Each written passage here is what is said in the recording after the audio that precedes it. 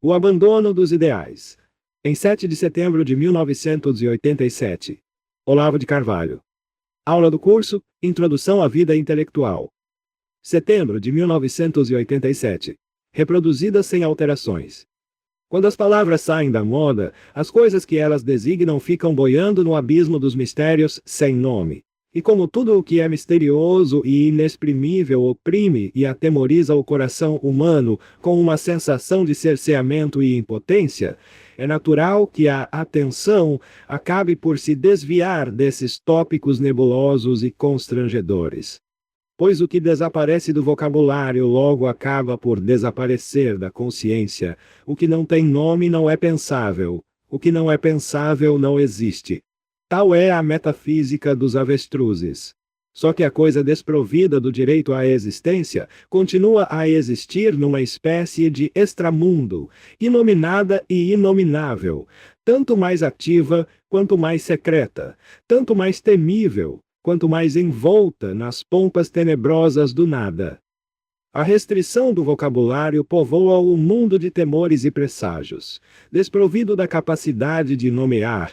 Eis o homem devolvido a todos os terrores que ele imaginava primitivos, mas que são uma pura criação da mais avançada e requintada decadência. O barbarismo artificial. Se a coisa desprovida de nome é, por acaso, alguma realidade espiritual elevada, um valor excelso ou aspiração suprema da alma, uma dessas coisas essenciais que se pode expulsar da consciência, mas não da existência, é natural que sua reencarnação obscura assuma, mais ainda, as feições do terrível, do informe, do monstruoso.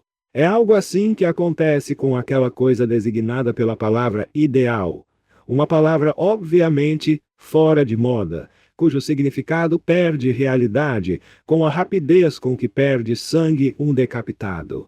Denomina-se ideal a síntese em que se fundem, numa só forma e numa só energia, a ideia do sentido da vida e a do preço de sua realização. Diz-se que um homem tem um ideal quando ele sabe em qual direção tem de ir para tornar-se aquilo que almeja, e quando está firmemente decidido a ir nessa direção.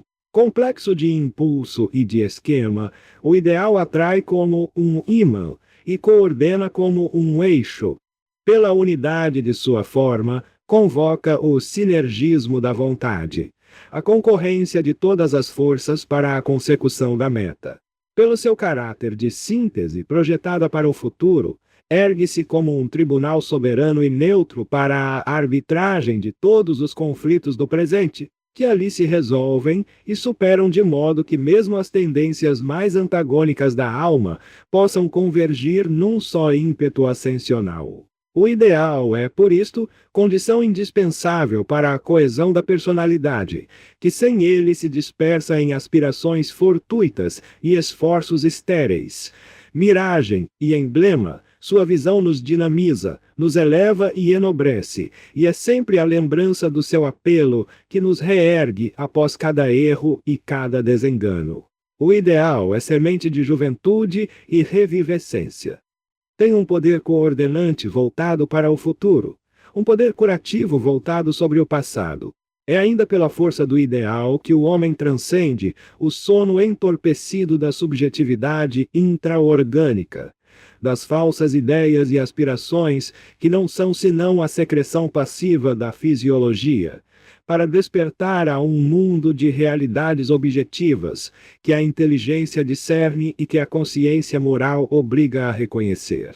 É assim que a alma se liberta do poço escuro da individualidade estanque, para elevar-se ao mundo maior da sociedade, da cultura, da vida moral, ao sentimento do universo e ao desejo de Deus. Sem a síntese que o ideal opera entre o impulso de universalidade e os interesses do organismo psicofísico, não haveria meio de fazer um homem sacrificar-se, impor-se restrições, contrariar desejos e reprimir temores, em prol de algum valor moral, social ou religioso, para alcançar sua plena estatura humana e tornar-se talvez maior do que ele mesmo. Mas o desejo, que move a alma, não pode ser despertado por uma simples ideia abstrata, por verdadeira que seja. Ele necessita de imagens plásticas, sensíveis, que lhe deem como que uma presença antecipada do seu objetivo. Também não se move, exceto no homem grosseiro, ao simples apelo de uma imagem atrativa. Mas aguarda que a inteligência examine e aprove o objeto como desejável e bom. Não basta que a meta seja verdadeira, é preciso que seja bela. Mas não basta que seja bela, é preciso que seja verdadeira e justa. É a síntese desta tripla exigência, intelectual, estética e moral, que se denomina ideal. Ele concilia, no homem, o desejo de autoafirmação, de autodefesa, de permanência, com o impulso de crescimento, de doação e de superação de si. Ele dá uma significação universal às tendências individuais e põe estas a serviço daquela. Spencer falava dos sentimentos ego-altruístas, intermediários entre o egoísmo e o altruísmo. Neles, uma satisfação dada a si mesmo é, indireta porém voluntariamente, ocasião de benefício para os outros. O ideal extrai grande parte do seu dinamismo dessa pulsação ego-altruísta, em que a felicidade de um homem se identifica com o bem dos demais. O ideal é como o fogo em que se transfunde, no forno alquímico da alma, o egoísmo em altruísmo. A paixão, reflexa em ação refletida. Mas não é só por isto que o ideal dá força, equilíbrio e consistência à personalidade. A escola junguiana tinha razão ao ver no ideal do eu uma instância superior, capaz de absorver e neutralizar os conflitos entre o id e o superego, entre as pulsões primárias do organismo psicofísico e o esquema de proibições e deveres, introjetado inconscientemente pelo hábito imposto, automatizado depois numa constelação de rotinas impeditivas. De fato, quanto mais elevado, nítido, intenso e querido é um ideal, mais o homem é capaz de, em favor dele, ele se impor sacrifícios inteligentemente, contornando as exigências do id. Porém, na mesma medida, o ideal o capacita a contrariar, se preciso, as imposições de uma moralidade meramente exterior e convencional, a reformar e elevar seu padrão de valores, a superar a obediência servil, a exigências repressivas e racionais. Destituído do ideal, no entanto, o homem abandona-se à luta cega entre a paixão egoísta e o temor da represália do superego. Embora nascida na nossa consciência subjetiva, a imagem de perfeição expressa no ideal aponta para uma qualidade objetiva.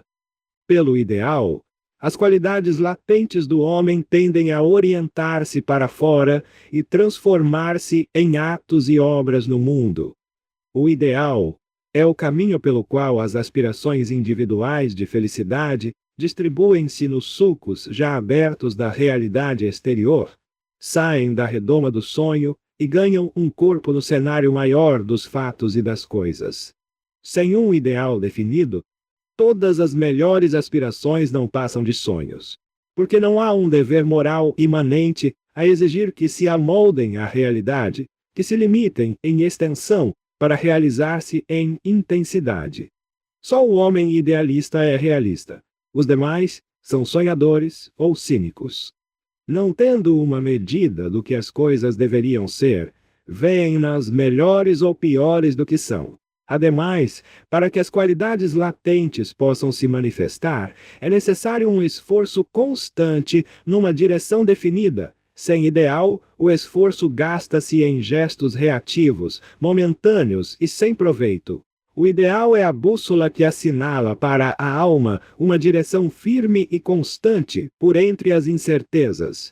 Por isto, o sentimento de insatisfação, de vazio e de tédio que experimentamos quando traímos ou esquecemos o ideal é o sinal de alarma que nos permite corrigir o rumo e reencontrar o sentido da vida. Se o sentido é aquilo a que se orienta a nossa vida e a que ela tende com todas as suas forças, então deve estar colocado num outro tempo ou num outro espaço que não os do presente e do imediato num futuro ou num plano mais abrangente de realidade. O ideal é a presença deste futuro no presente, deste outro espaço no aqui e no agora. Uma presença incompleta e, por isto, dinâmica e tensional. Por ela, medimos nossa aproximação ou afastamento do sentido da vida. O ideal é a medida efetiva do tempo existencial, o padrão de intensidade e profundidade da significação dos momentos. Sem ideal, os instantes e os lugares se homogeneizam na massa do indiferente, após a breve excitação casual que os torna interessantes. O ideal é a coluna mestra e a força da personalidade. Traí-lo ou esquecê-lo é entregar-se, de ossos quebrados, nas mãos da contingência e do absurdo. Quando, porém, a traição é demasiado grave, extensa, profunda, o sinal de alarma já não soa mais. O clamor da consciência moral imanente tornou-se tão penoso que a alma o reprime, lacrando-o sob a tampa do subconsciente, ao mesmo tempo em que procura inventar toda sorte de razões, de pretextos factícios e ocasionais para justificar o mal-estar e o tédio, ou encontra um bode expiatório sobre o qual despejar seu rancor de si mesma. A repressão da consciência moral, como demonstrou Igor Caruso, está na base de muitos distúrbios neuróticos. A neurose apoia-se num complexo jogo de racionalizações e compensações que falseia completamente a posição existencial do indivíduo, como uma bússola viciada. E já que a consciência, por definição, é coesão, com, mais, scientia, reunião da ciência, e uma lei constitutiva impede que suas partes funcionem separadas, logo o escotoma defensivo se alastra para outros campos e acaba por obliterar toda a visão, mesmo em áreas que nada têm a ver diretamente com o conflito que lhe deu origem. O empenho de conservar, então, um mínimo indispensável de realismo, necessário à vida social e prática, é obstaculizado pelo esforço de não enxergar uma determinada área, circunscrita como tabu. O curto-circuito daí resultante produz considerável perda de energias, enfraquecendo a capacidade intelectual e decisória. A vítima torna-se cada vez mais inepta para o ato de humildade que lhe devolveria o ideal perdido e o sentido da vida. Ser humilde não é outra coisa senão aceitar a realidade. Como diz Schum, ser objetivo é morrer um pouco. Na psicologia e psicoterapia de Paul Diel, a divindade é a imagem ideal que orienta todos os esforços para a autorrealização das qualidades superiores do homem. Pouco importa que teologicamente ela seja muito mais do que isto, pois para o indivíduo, a divindade real e objetiva só é acessível através da sua imagem pessoal de Deus, e é justamente esta é a base da qual tem de partir todo o ensino religioso que não seja mera lavagem cerebral. Psicologicamente, porém, o interesse maior não reside na veracidade teológica da imagem, porém na sua ação catalisadora sobre a massa das forças psíquicas.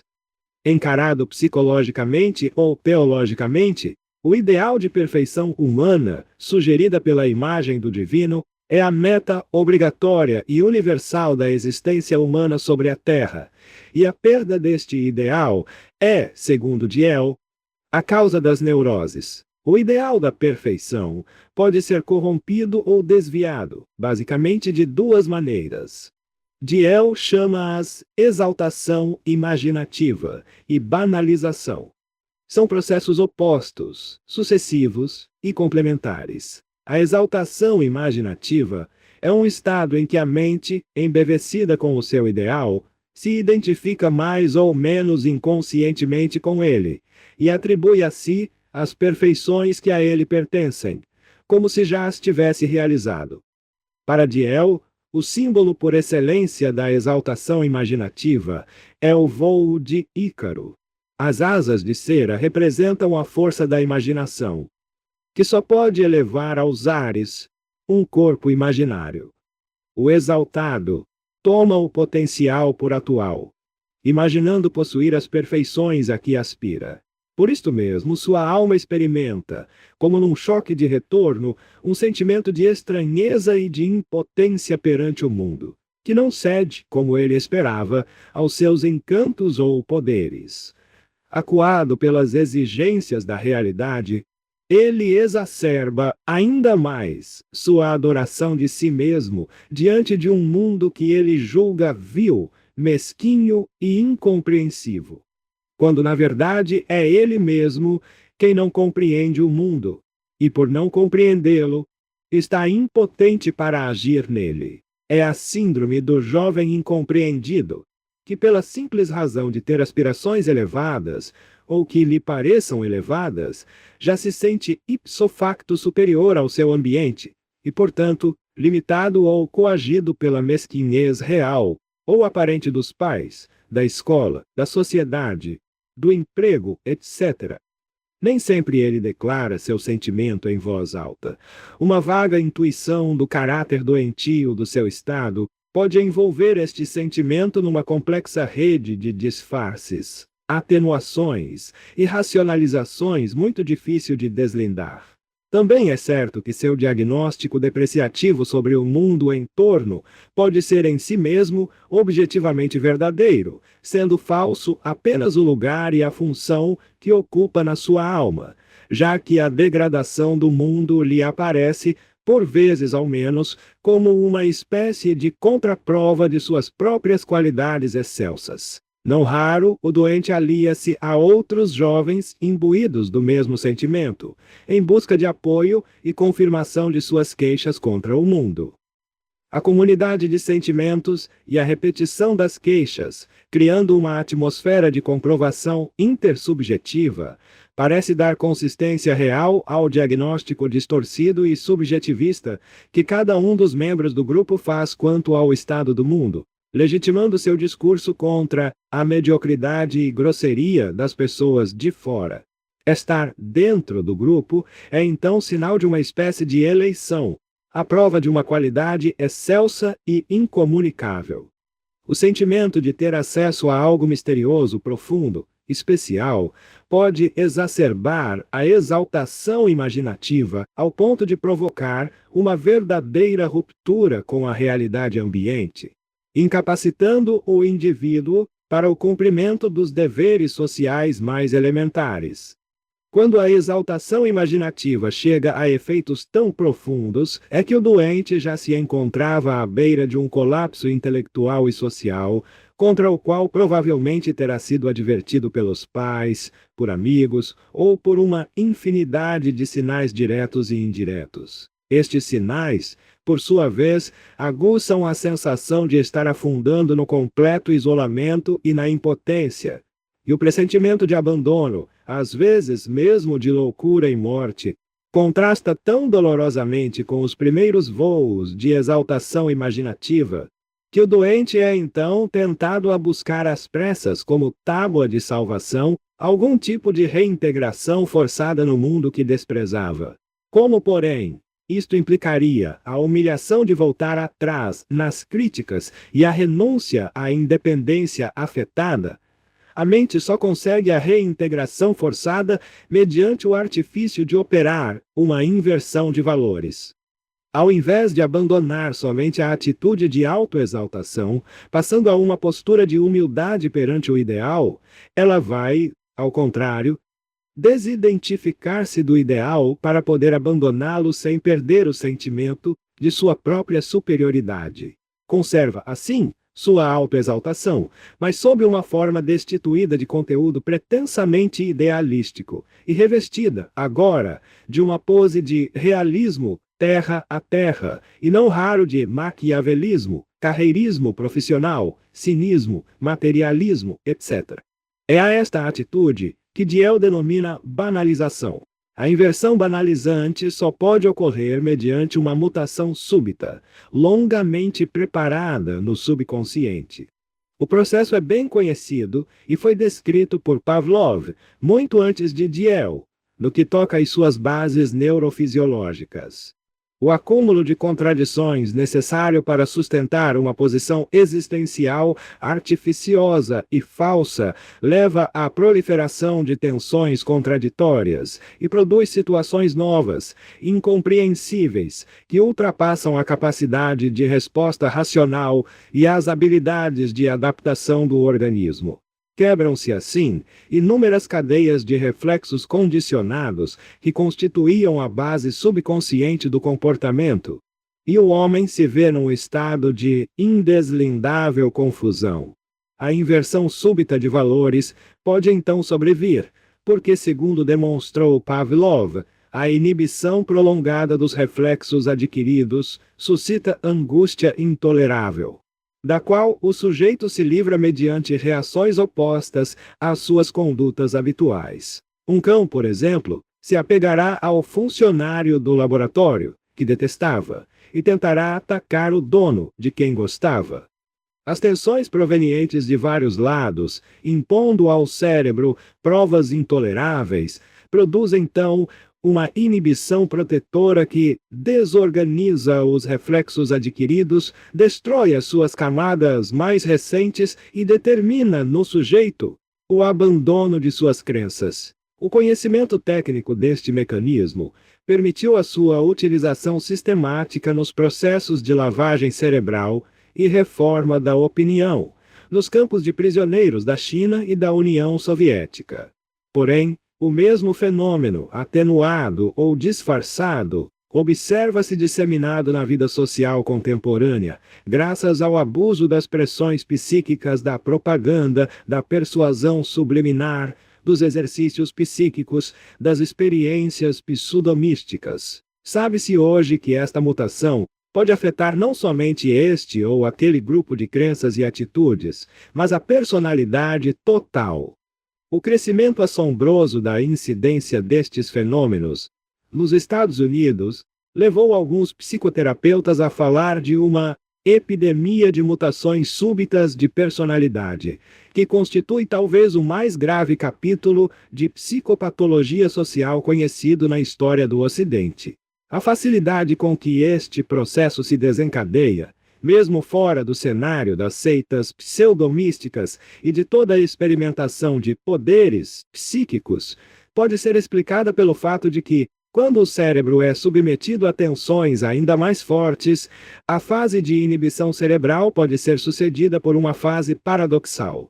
Nesta, estímulos fracos e antes ineficientes podem causar respostas mais acentuadas do que estímulos mais fortes. Isto significa que basta uma fase de acúmulo tensional para que o processo de inversão possa seguir atuando no subconsciente, movido doravante por estímulos insignificantes e ocasionais. Então, no terceiro estágio da inibição protetora, a fase ultraparadoxal, as respostas e o comportamento positivos começam de repente a se transformar em negativos e os negativos em positivos. As mudanças de opinião nesta fase e as justificativas aparentemente lógicas que o doente oferece a si mesmo e aos outros não são senão o disfarce exterior de um processo que tem suas raízes numa sobrecarga de estimulação neuronal. São um vestido de ideias em torno de motivos reflexos que permanecem subconscientes. Na banalização, o indivíduo amortece então sua sensibilidade para todas as deficiências, injustiças e feiuras que no seu tempo de idealismo exaltado lhe pareciam revoltantes e intoleráveis. É que antes ele via as feiuras somente no mundo exterior, e como não as enxergava em si mesmo, as condenava desde cima. Agora, ele as admite dentro de si. Porém, como são suas e se identifica com elas, ele as defende como sinais de superioridade. Não raro afeta uma atitude de soberano desprezo por aqueles nos quais se mantém viva a antiga sensibilidade moral. E, acusando-os de rancorosos, frustrados ou coisa assim, ele se compraz no seu novo estado de homem ajustado e, no seu entender adulto. A banalização consiste neste nivelamento por baixo do sentimento moral e estético. Ela permite que o indivíduo adote, como normais e indiferentes, atitudes e opiniões que antes lhe pareciam imorais e desprezíveis. Não raro, a mutação apaga blocos inteiros da memória, de modo que o indivíduo, para sustentar com alguma coerência o seu novo padrão de comportamento, chega a negar os fatos mais óbvios e patentes que presenciou. George Orwell, no seu romance 1984, descreve um caso em que, passando por este gênero de mutação, as testemunhas mesmas da inocência de um acusado depõem pela sua condenação.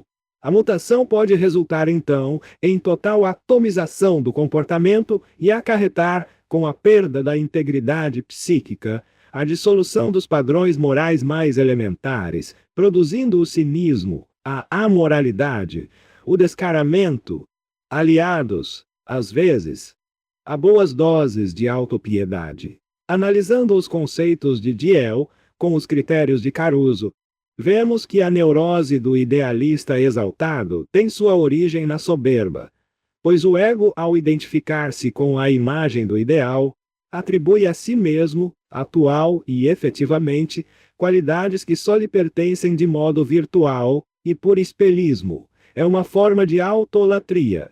Quando os teólogos dizem que a soberba é a raiz de todos os pecados, é isto o que eles têm em vista. O idealista exaltado corrompe o bem na sua própria raiz, corrompe-o na medida em que tem por ele um amor egoísta. Santo Agostinho diz que todos os vícios se apegam ao mal para que se realize. Só a soberba se apega ao bem, para que pereça. A passagem da exaltação à banalização perfaz então a mudança, acarretando uma inversão total de valores, instalando o mal no lugar do bem. Na exaltação, os valores reais ainda são afirmados, apenas como uma localização falseada. Na banalização, a negação dos valores é afirmada ela mesma como valor. A banalização é o momento mais grave do processo corruptivo. É claro que a alma doente só consegue operar esta transformação na medida em que não conscientiza todos os passos do processo e todas as implicações de seus atos e decisões, mas se enreda numa trama de racionalizações e sofismas, destinada a erguer ante seus próprios olhos um simulacro verossímil de inocência. No instante mesmo em que, traindo a vocação humana, trai o sentido da vida. É interessante observar que quando o doente vai da exaltação à banalização, ele passa a representar perante si mesmo o papel de homem realista e maduro, revestida de pose de segurança afetada, destinada a reforçá-lo no novo papel. Daí que ele seja o último a perceber que a sua aparente superação da revolta juvenil vem acompanhada, não de um acréscimo de equilíbrio e força, porém de um decréscimo das capacidades intelectuais e de uma degenerescência nervosa similar à que se vê na involução senil. De fato, uma das conquistas que assinalam uma evolução objetiva do homem na entrada da adolescência é a passagem dos sentimentos puramente egoístas e orgânicos às tendências ideais ou suprapessoais. Nesta fase, o indivíduo experimenta um sentimento de imperfeição, de insuficiência, trata de sair de si, de dar-se. A evolução da vida afetiva segue a ordem que vai do simples ao complexo: necessidades, inclinações egoístas, inclinações ego-altruístas, inclinações altruístas, inclinações ideais.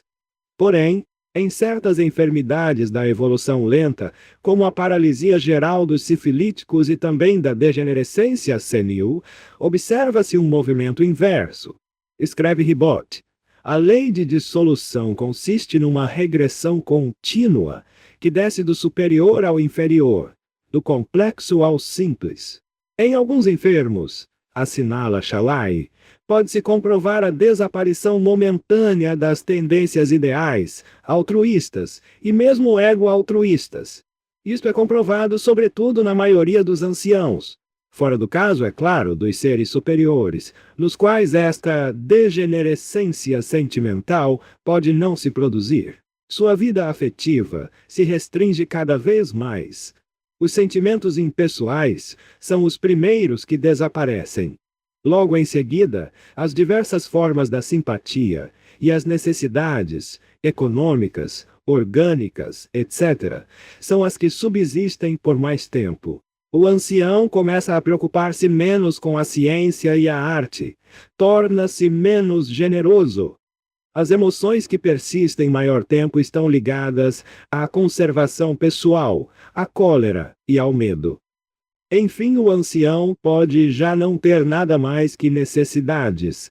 Ele recai no estado do menino pequeno. No homem banalizado, a nova sensibilidade que ele desenvolve pelo seu interesse material imediato, aliada ao temor da perda e ao crescente desinteresse pelos ideais, atestam, fora de toda dúvida, que aquilo que lhe parece ou que ele tenta fazer parecer uma superação é, na verdade, uma queda, uma degenerescência que se estende, até mesmo, ao domínio corporal.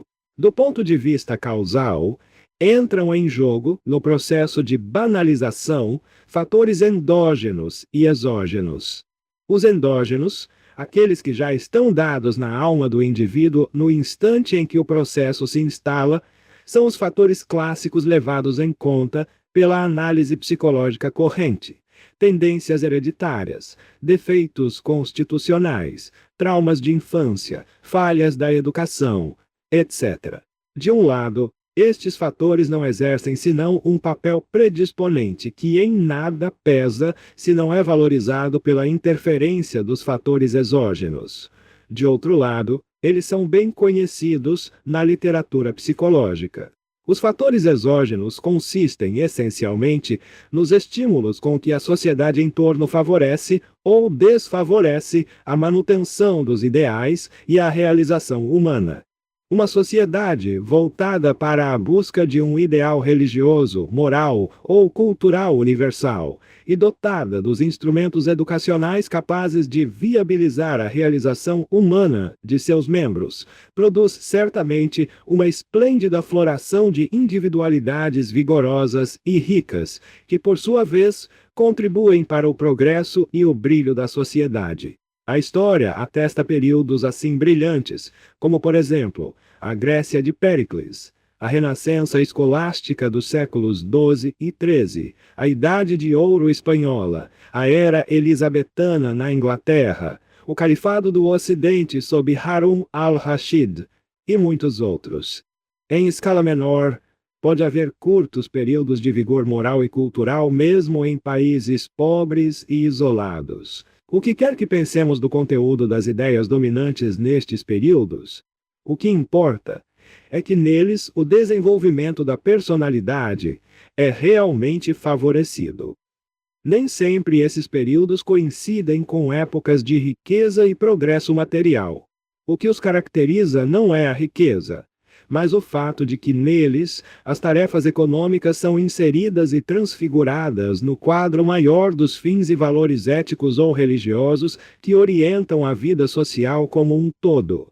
Quando, ao contrário, a sociedade perde de vista os valores e princípios universais e se emaranha na busca obsessiva de soluções para problemas econômicos imediatos, estes parecem não somente multiplicar-se no campo dos fatos, mas invadir as almas dos indivíduos, ocupando todo o espaço que poderia ser dedicado aos valores ideais. Automaticamente, os indivíduos refluem as suas energias para a busca de interesses que são conflitantes com os de outros indivíduos e grupos, com os quais somente os valores ideais poderiam estabelecer uma base de colaboração, e a sociedade se dispersa numa atomização que pode beirar a anarquia, a guerra de todos contra todos, a deslealdade generalizada. É evidente que, neste caso, os instrumentos para a realização da vocação humana simplesmente desaparecem do cenário social,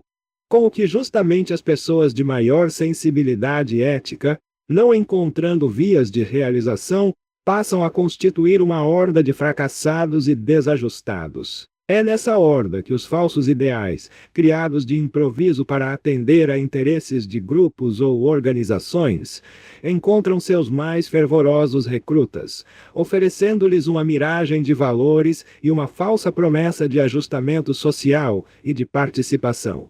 A situação torna-se ainda mais grave em estados totalitários ou pré-totalitários, quando a mobilização de massas inteiras da população para colaborar na solução de problemas econômicos recorre ao expediente de tentar sintetizar em proveito dos fins do Estado ou das forças políticas que o disputam as duas correntes de força tendentes à exaltação imaginativa e à banalização. As tendências idealísticas são canalizadas em movimentos de massa, seja de caráter abertamente político, seja pseudomístico ou pseudocultural. Ao mesmo tempo que as promessas de sucesso na vida social e profissional postas em circulação pelos planejadores da operação garantem um eficaz retorno das tendências de banalização em proveito dos mesmos objetivos. Isto se observou não somente nos estados descaradamente totalitários, como a União Soviética e a Alemanha nazista, mas também em todo o mundo ocidental. As ligações, hoje em dia patentes, entre certas seitas pseudomísticas e organizações multinacionais, mostra que a sociedade moderna tem um de seus principais esteios numa complexa máquina de reciclagem do idealismo juvenil, que esta máquina primeiro perverte pelo incentivo à exaltação, mediante lisonjas, às aspirações artísticas, políticas e espirituais mais descabidas, e depois reverte no sentido de um enquadramento social banalizado. O caso mais eloquente é o do jovem filho de banqueiro, que abandona a mediocridade do materialismo familiar para ingressar no ensinamento espiritual de Rajneesh, e depois é reenquadrado por baixo ao ser mobilizado para trabalhar na gigantesca empresa de limpeza de sedes de bancos, de propriedade do mesmo Rajneesh. O número destes mecanismos circulares em operação na nossa sociedade é muito elevado. Eles operam de maneira ubíqua e sorrateira, primeiro excitando, lisonjeando, pervertendo, depois desviando, reciclando e reaproveitando, para seus próprios fins, todos os ideais juvenis, mesmo os que lhes são mais hostis em aparência. É evidente que nestas circunstâncias, um simulacro de autorrealização tende a oferecer uma falsa alternativa de solução para o conflito entre as tendências de exaltação e banalização.